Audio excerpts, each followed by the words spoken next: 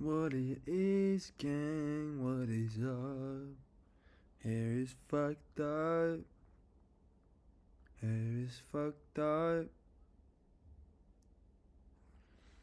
But anyway,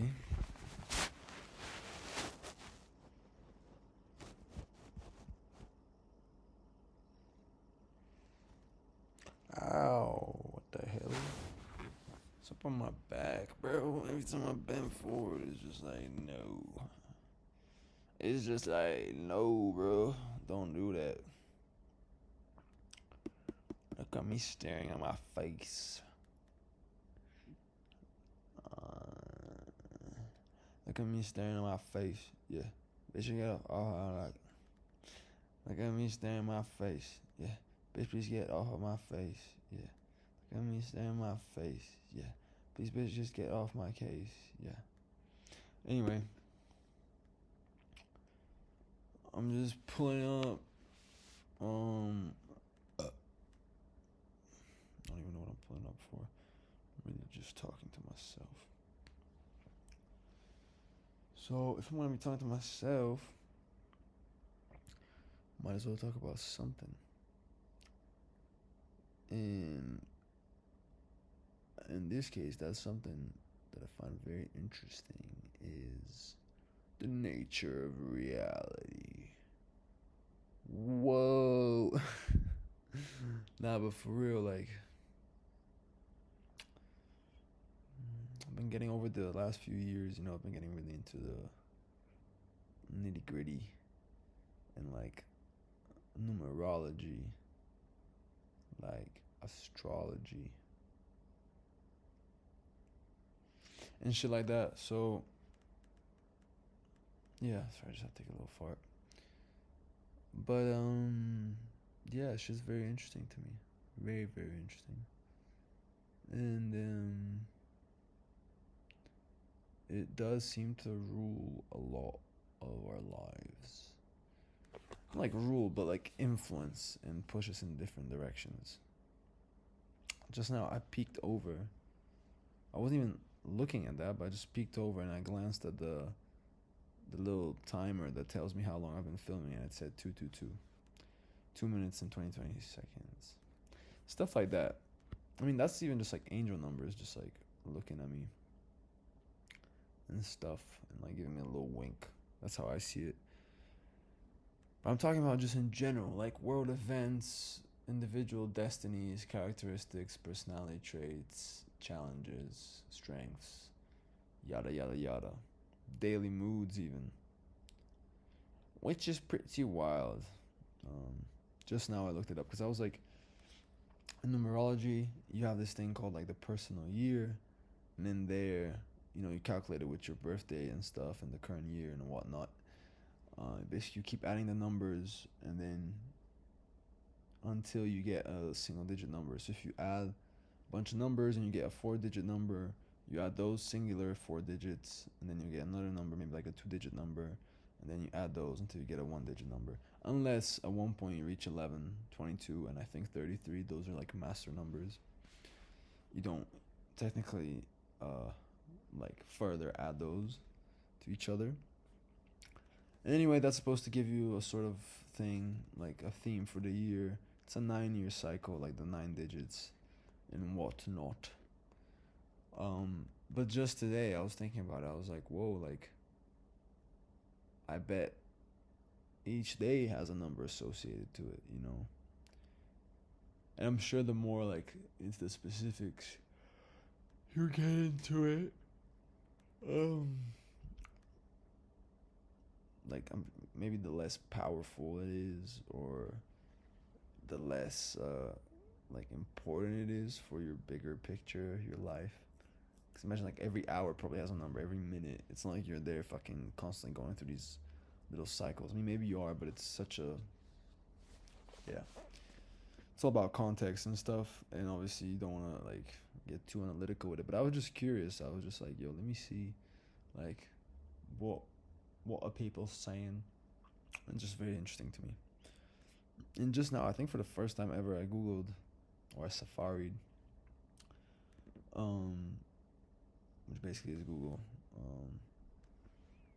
obviously came up with the little Gemini thing. Um, and I basically like asked like, who came up with numerology? Who came up with astrology? How did this happen?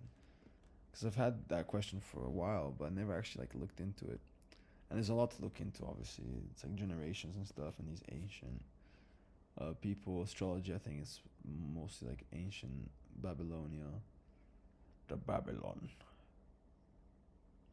But yeah, mm,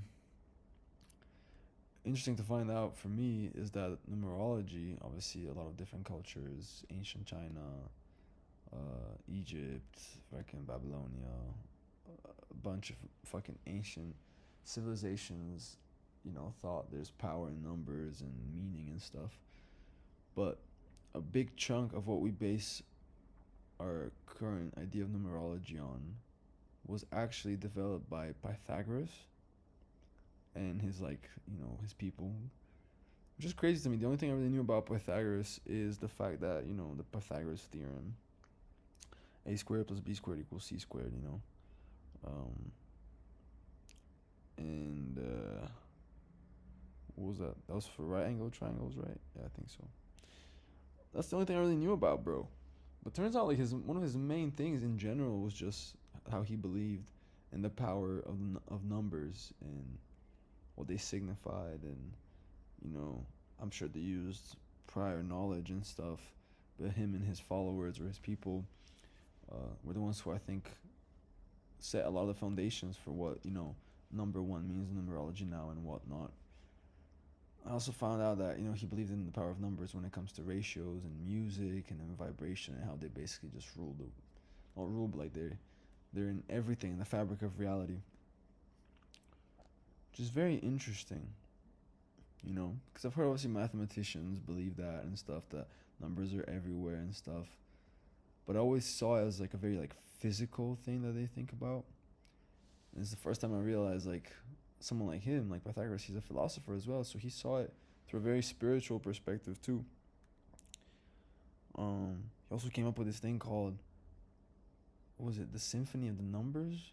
No, the harmony of the spheres. The harmony of the spheres, and how he basically thought that the way the planets move in the solar system, and they're constantly creating these different ratios and all this stuff they're moving. He believed that it creates this sort of like music, and it's not even like a music that you can hear, but it's like a music, a symphony, a harmony between them, which is super interesting. Because even like astrology, with like the movements of the planets and the ratios and stuff and the connections, that's all it's talking about. How different planets, when they're in a certain ratio, or if they're like in a trine, which I believe is like like a triangle across like the whole solar system. If you look at it from like above, quote unquote, and all the planets are doing this around the sun. When like planets form like an equilateral triangle, that's like a trine, I think. But it's all about like ratios and stuff, and how the different planets affect each other. They strengthen each other's effects and their energies. Obviously, depending on which angles they are, there's a lot of different meanings. I'm not gonna go into that right now. I feel like my understanding of it is not maybe fully formed enough to actually teach that, but you can learn a lot about that on YouTube.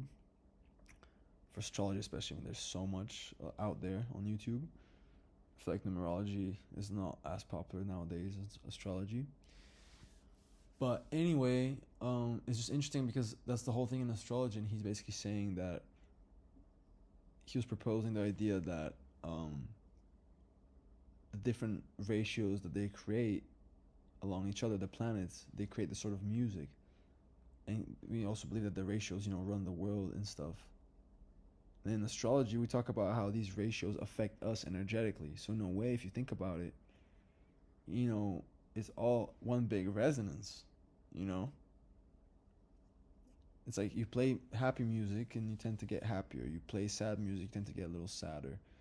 Or maybe if you're not becoming sadder, something that you've suppressed is finally allowing itself to be revealed because there's something resonating. It's something that's like triggering it. Be like, yo, you're here. I know you're there. I know we're resonating together. And it's really interesting because it's basically his very like spiritual understanding of it, which doesn't seem to be very even like astrological back then, as far as I can tell, as far as the little Gemini summary told me. His sort of harmony of spheres theory lines up perfectly within astrology in that affecting us in resonance, because these energies are these big celestial bodies and planets, and they're having their own archetype energy and all this stuff, and they affect us, and then obviously we feel those waves, and it's all really one big organism in different forms, just like affecting itself and stuff. And yeah, that's just fucking fire. That's all I wanted to really say. Like, that's so fucking cool. And there's so much I would love to keep learning about. Because we're not just these like little separate selves, these little separate things. Of course, we experience individuality, and that's such a beautiful thing, like such a fucking beautiful thing. It's something that even quote unquote allows me to be interested in this way more than someone else that's interested in something else and whatnot. But it's just cool to realize how connected we are and how there's a bigger picture and a bigger, if you don't want to call it plan, there's a bigger wave unfolding, there's a bigger story unfolding, even if it is improvised. And we're all parts of that. We're not separate. We're all feeling it together. The more tapped into that you are, and maybe someone's even understanding it more analytically as well, not just intuitively following it, that can also help, depending on what type of a personality you are. Because technically you don't need to know any of this stuff to like surrender to life. Go with the flow, trust your intuition, connect to that internal knowing, connect to the world around you, nature. There's all this stuff that's constantly like potentially trying to put us in harmony with the bigger flow. So you don't even need to like analytically understand it. But for someone like me who really enjoys that type of stuff as well as the feeling and the intuitive sense, and a lot of people in today's world are very rational, I think this can be a very good introduction to them, because it's like, whoa, there's a system, that I can follow and see the patterns and stuff. And that can be very, very liberating for them to know that it's not all up to them. It's not all up to their individual actions. It's not all up to their personal, quote unquote, free will. There's higher plans at stake. And I feel like that's quite exciting, me personally. Makes me want to see like what's next and what's coming, and just all that jazz, man. Thank you. I'm really glad I got to share that. Love.